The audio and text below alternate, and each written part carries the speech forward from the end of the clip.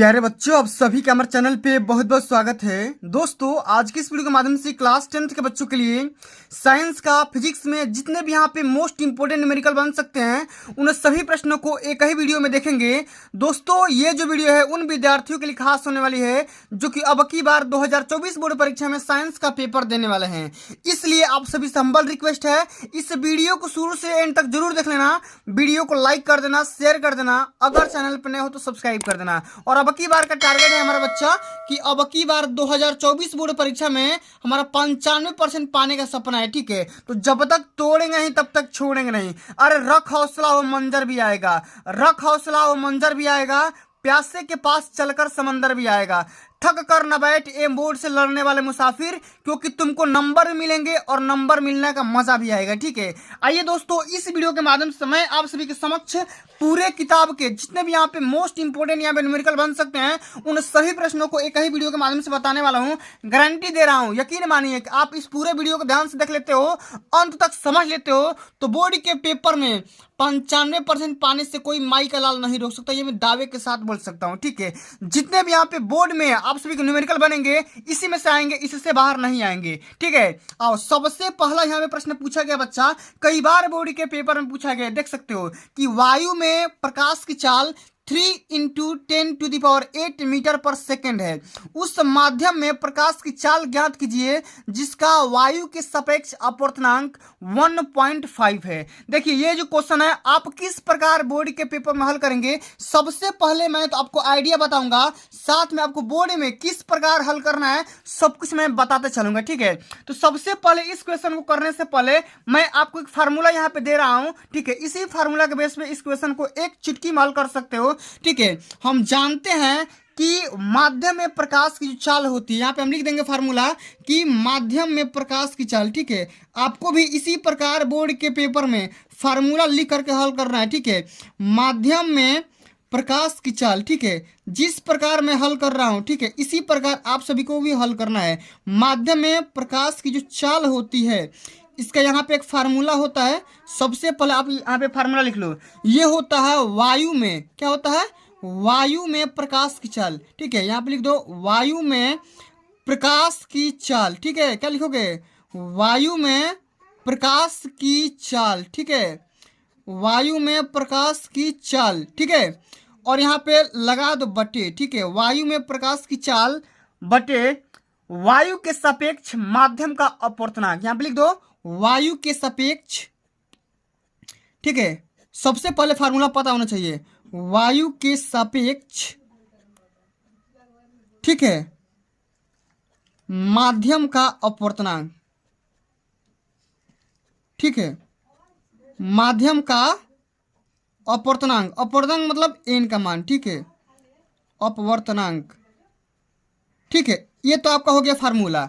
अब आओ क्वेश्चन को पढ़ो, क्या बोला गया है कि वायु में प्रकाश की चाल, यानी कि यहाँ पे देखो v का मान दिया गया है 3 × 10⁸ मीटर पर सेकेंड। उस माध्यम में प्रकाश की चाल ज्ञात करना है। देखो, इसका मान ज्ञात करना है कब, जब यहाँ पे दिया गया है वायु के सापेक्ष माध्यम का अपवर्तनांक, यहाँ पे n का मान यहाँ पे 1.5 दे दिया गया है। कैसे करोगे, ध्यान से समझिएगा। ठीक है, यहाँ पे देखो वायु में प्रकाश की चाल दिया गया है 3 × 10⁸ मीटर पर सेकंड दिया गया है। और यहाँ पे देखो आपके क्वेश्चन में भी दिया गया है वायु के सापेक्ष माध्यम का अपवर्तनांक, यानी कि स्मॉल n का मान दिया गया है कितना, 1.5 दिया गया है। तब 1.5 से आप डिवाइड कर दो। ठीक है, अब इसी को हल कर लो तो आप सभी को पता होगा कि 1.5 × 3 होता है, तो यह क्या हो जाएगा 2।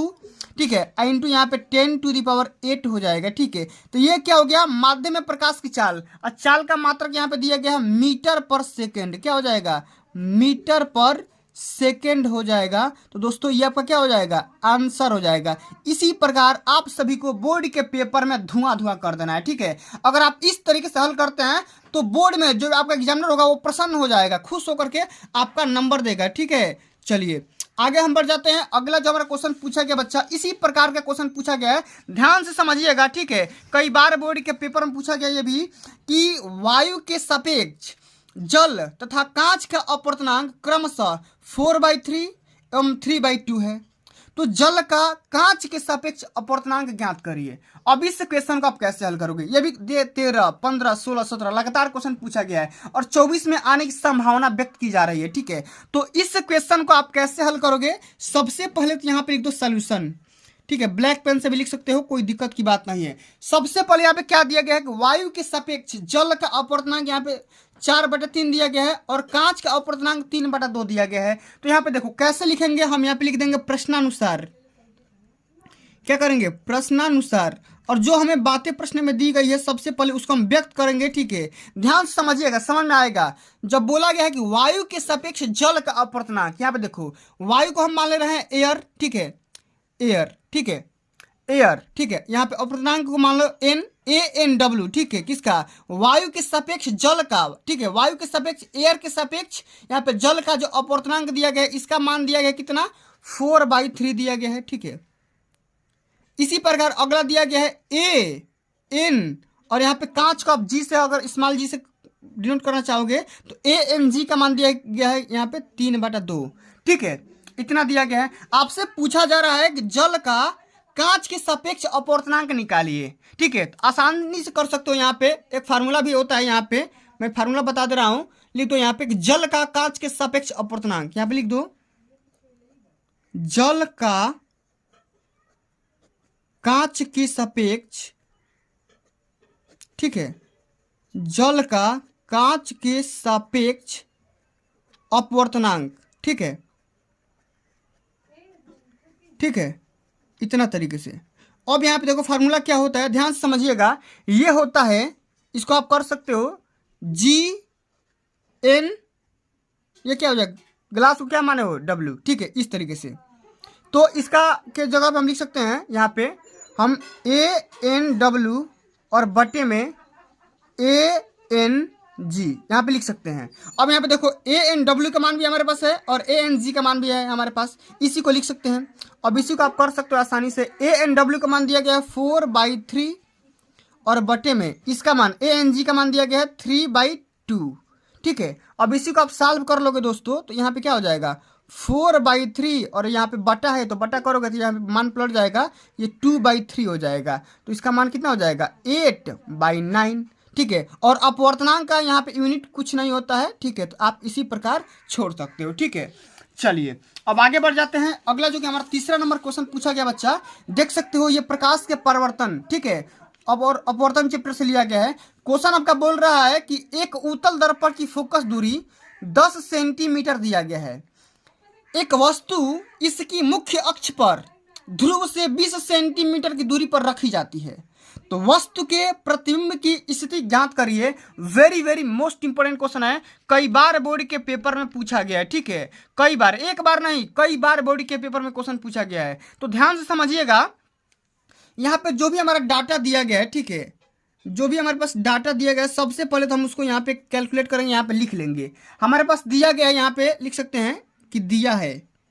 अब क्या क्या दिया है, सबसे पहले हम उसको लिख लेते हैं। ठीक है, ध्यान से समझिए क्या क्या दिया गया है। सबसे पहले आप देख पा रहे हो फोकस दूरी का मान दिया गया है और फोकस दूरी को हम स्मॉल f से डिनोट करते हैं। किससे डिनोट करते हैं, स्मॉल f से। ठीक है, और कौन सा हमारा दर्पण है, उत्तल दर्पण है। तो उत्तल दर्पण की फोकस दूरी क्या होती है, पॉजिटिव होती है, यानी कि प्लस में 10 सेंटीमीटर हो जाएगा। इतना बात समझ में आ गया। चलिए, इसी प्रकार दर्पण से वस्तु की जो दूरी होती है इसको हम स्मॉल u से डिनोट करते हैं। और सभी को पता होगा कि दर्पण कोई भी हो, उत्तल हो या अवतल हो, वस्तु की दूरी हमेशा निगेटिव होती है। तो हम यहाँ पे -20 सेंटीमीटर लिख सकते हैं। और आपको करना क्या है, इसी में स्मॉल v की वैल्यू कैलकुलेट करनी है। और हमको पता है कि जो दर्पण का सूत्र है यहाँ पे लिख देंगे। ठीक है, दर्पण का सूत्र, आओ यहाँ पे लिख सकते हो आप दर्पण का। ठीक है, दर्पण के सूत्र, आप यहाँ पे दर्पण का सूत्र जानते हो क्या होता है दोस्तों। आप यहाँ पे लिख सकते हो कि 1/f = 1/v + 1/u से। ठीक है, आप इसी दर्पण का सूत्र का इस्तेमाल करके आसानी से कर सकते हो। और f और u का वैल्यू इसमें रख दो। तो f का मान क्या है, तो 1 बटा यहाँ पे 10 रख दो, बराबर 1/v तो हमें निकालना है।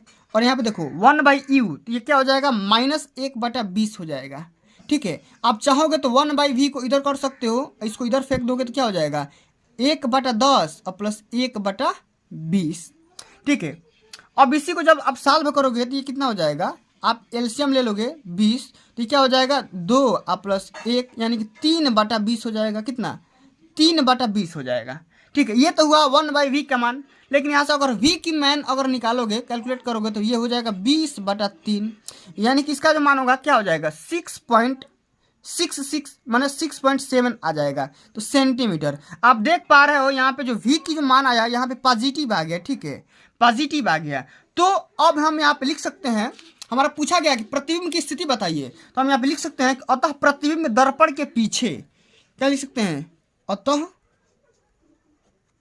प्रतिबिंब दर्पण के पीछे, किसके पीछे, दर्पण के पीछे 6.6 सेंटीमीटर की दूरी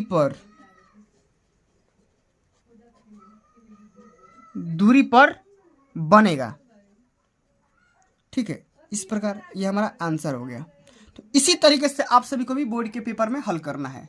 समझ में आ गया? चलिए आगे बढ़ते हैं। अगला जो हमारा क्वेश्चन पूछा गया बच्चा कि एक प्रिज्म का कोण, ठीक है ध्यान से समझिएगा, जितना क्वेश्चन बता रहा हूं सारे के सारे question very very most important question है। एक प्रिज्म का कोण दिया गया है 60 डिग्री तथा अल्पतम विचलन कोण 38 डिग्री है, तो प्रिज्म के पदार्थ का अपवर्तनांक ज्ञात करिए। और यहाँ पे देखो sin 49 का मान यहाँ पे दे दिया गया है 0.75। ठीक है, ये भी क्वेश्चन कई बार बोर्ड के पेपर में पूछा गया है, ध्यान से समझिएगा। ठीक है, सबसे पहले हम यहाँ पे सॉल्यूशन करेंगे इसका।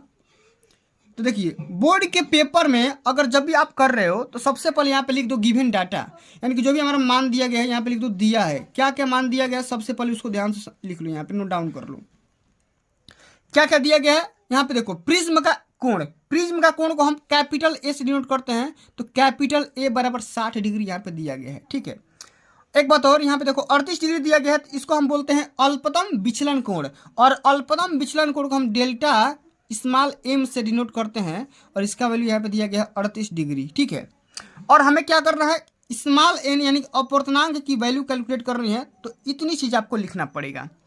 ठीक है, कोई दिक्कत है, कोई डाउट है? नहीं है। अब यहाँ पे एक फार्मूला होता है, ठीक है, कि प्रिज्म के पदार्थ का जो अपवर्तनांक होता है आप यहाँ पे लगा सकते हो। ठीक है, प्रिज्म के पदार्थ का अपवर्तनांक, ठीक है, और अपवर्तनांक को सभी को पता है स्मॉल एन से डिनोट करते हैं, और ये होता है sine A plus delta M by 2। ठीक है, इतना, और बटे में होता है इसी का साइन ए बाई 2। ठीक है, इसी फार्मूला पे इसको रखना है, तो जहां जहां ए और डेल्टा एम है उसका वहां पे मान रख दो, एन का मान निकल करके आ जाएगा। तो एन बराबर क्या हो जाएगा दोस्तों, यहाँ पे रख दो साइन ए का मान क्या है 60, डेल्टा एम का मान क्या है 38/2। ठीक है, और इसी का बटा है साइन ए मतलब 60 और बटे में 2। ठीक है, इतना, और सबका मान रखो कि हो जाएगा एन बराबर क्या हो जाएगा, अब इसको जोड़ोगे तो कितना होगा 98, और 98 बटा क्या हो जाएगा 2, तो साइन ये हो जाएगा 49, कितना साइन 49 डिग्री, और बटे में ये हो जाएगा साइन 30 डिग्री। ठीक है, अब बताओ साइन 49 का मान यहाँ पे दिया गया है कितना 0.75। ठीक है, और सभी को पता होगा कि साइन 30 का मान कितना होता है 1/2 होता है, तो ये ऊपर चला जाएगा, क्या हो जाएगा एन का मान क्या होगा, तो 0.75 गुणे 2, तो ये एन का मान यहाँ से क्या निकल करके आ जाएगा 1.5 निकल करके आ जाएगा, और यही आपका आंसर हो जाएगा। तो इसी प्रकार आपको हल करना है। ठीक है, हमने यहाँ पे क्या किया, प्रिज्म के पदार्थ का यहाँ पे अपवर्तनांक का सूत्र लगाया कि sine A plus delta M by 2 और बटे में साइन ए बाई 2, इसी पे ए और डेल्टा एम का मान रख दो, यहाँ पे आंसर निकल करके आ जाएगा। चलिए आगे बढ़ जाते हैं। अगला जो हमारा क्वेश्चन पूछा गया बच्चा, ये इलेक्ट्रिसिटी का very very most important question है। कई बार ये भी बोर्ड के पेपर में पूछा गया है। ठीक है, क्वेश्चन बोल रहा है कि निम्न परिपथ में प्रवाहित वैद्युत धारा यानी कि आई का मान निकालिए। आई का मान आपको कैलकुलेट करना है और यहाँ पे एक फिगर दिया गया है। देखो 2015 में, 17 में, 18 में, 20 में कई बार पूछा गया है। तो इसमें क्या करना है, करंट की वैल्यू क्या कैलकुलेट करना है, क्या करना है, करंट का मान ज्ञात करना है। तो यहाँ पे हल करिए, ध्यान से समझिएगा, ध्यान से समझेंगे तभी आपको समझ में आएगा। ठीक है, यहाँ पे आप देख पा रहे हो दोस्तों कि ये जो परिपथ है, ठीक है, ये वाला परिपथ को आप देखोगे तो परिपथ में जो आपका 4 ओम के 2 प्रतिरोध यहाँ पे दिए गए हैं, ये दोनों आपस में समांतर क्रम में लगे हुए हैं। ठीक है, आपको यहाँ पे साफ साफ दिखाई दे रहा है कि ये ओम और ये प्रतिरोध दोनों आपस में जो भी रेजिस्टेंस है ये आपस में समांतर क्रम में लगे हुए हैं। ठीक है, तो इनका हम सबसे पहले क्या करेंगे, तुल्य प्रतिरोध निकालेंगे। तो सबसे पहले यहाँ पे लिखेंगे कि प्रतिरोध में, या हम ये बोल सकते हैं कि परिपथ में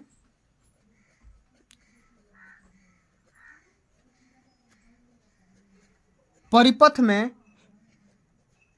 4 ओम के, ठीक है, 2 प्रतिरोध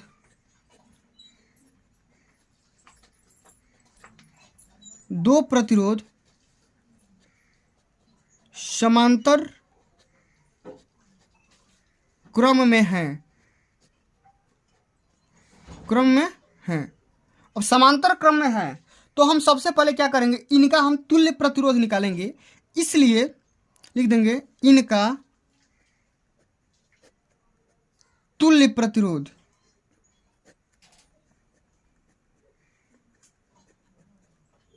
ठीक है, अब देखो समांतर क्रम में अगर 2 प्रतिरोध जुड़े होंगे तो इनका तुल्य प्रतिरोध क्या होगा। अगर हम इसका बोलेंगे कि 1/r इक्वल टू क्या हो जाएगा। ठीक है, इसका अगर निकाल लो तो इसको हम R1 बोल सकते हैं। तो इसको हम 1/4 और प्लस 1/4, ये तो पता होगा। ठीक है, आसानी से कर सकते हो। ठीक है, तो आप यहाँ पे देखो कर सकते हो, R1 बराबर क्या हो जाएगा, 1/R1 की जगह पे क्या लिख सकते हो, 2/4। ठीक है, तो 1/R1 बराबर 1/2। ठीक है, कर सकते हो इतना। तो R1 का मान यहाँ से निकालोगे दोस्तों तो यहाँ पे क्या हो जाएगा, 2 ओम निकल करके आ जाएगा। तो इस वाले का तो R1 हो गया। लेकिन एक बात और देख पा रहे हो, अगर इसका दोनों का प्रतिरोध अगर समतुल्य निकालोगे तो 2 ओम आ जाएगा। ठीक है, 2 ओम, तो 2 ओम और यहाँ भी आपको एक प्रतिरोध दिखाई दे रहा है 2 ओम। तो ये दोनों जो प्रतिरोध होंगे ये श्रेणी क्रम में जुड़े हुए हैं। ठीक है, तो फिर हम यहाँ पे लिखेंगे कि पुनः, ठीक है, पुनः परिपथ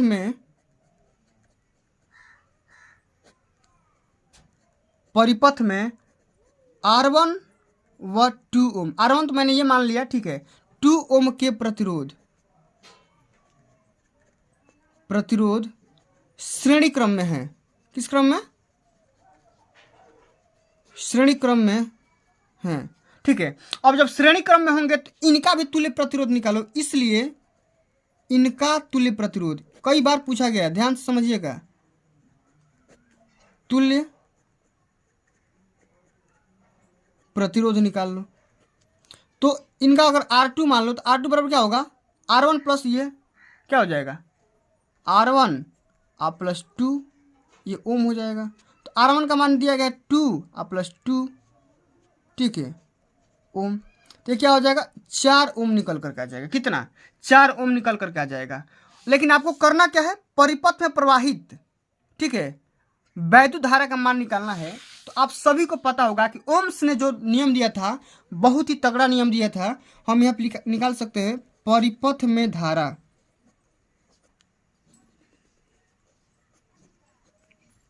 परिपथ में धारा I बराबर क्या होगा, ये हो जाएगा V अपान में R। ठीक है, V अपान में R।